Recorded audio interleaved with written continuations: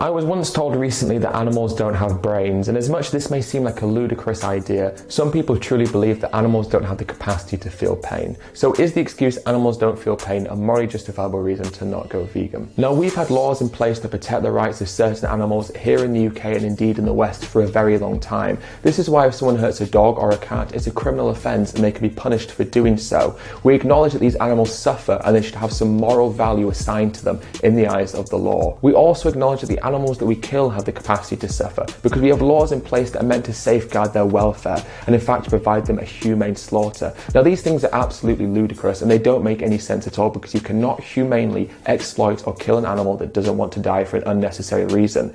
But by default, because we have these welfare laws in place, it shows that as a society we acknowledge that these animals can feel pain and can suffer. If we look at it from a science perspective, non-human animals have the same or almost identical areas of the brain involved in processing pain as we do.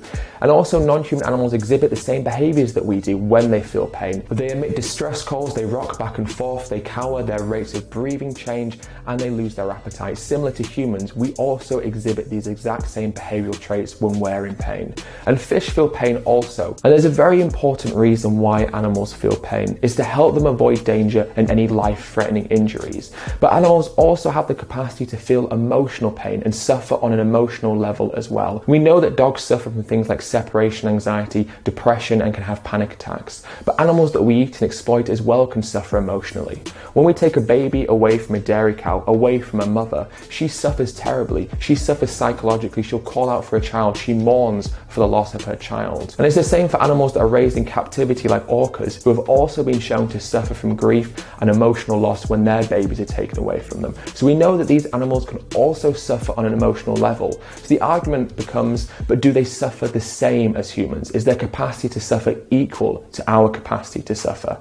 Now, the way I see this is it's entirely irrelevant. It doesn't matter who suffers more, who feels pain more. The only thing that really matters is that these animals have the capacity to feel pain and have the capacity to suffer. And because they feel these emotions, it means they have a preference to avoid these emotions, which means that we don't have any morally justifiable reason to inflict pain or suffering in any form on these animals when it is not necessary to our survival. It's also interesting to consider that if a dog was to break their leg, could it be argued that they'd suffer more? Because when we break our legs, we know that we're going to have medication administered to us that will relieve the pain. And we also know that the suffering will end and the pain will end at some point. But for a dog or for any animal, for that matter, they don't possess the knowledge to know that the pain will ever end. They don't know that there's medication that will relieve their pain. So the stress, the anxiety and the fear they feel could be worse for them because they don't know if this suffering will be endless. At the end of the day, we don't have any right to cause unnecessary suffering to an animal. It's irrelevant how much they suffer. It's irrelevant how much they feel pain. It could be the same as us. It could be less than us. It could be more than us.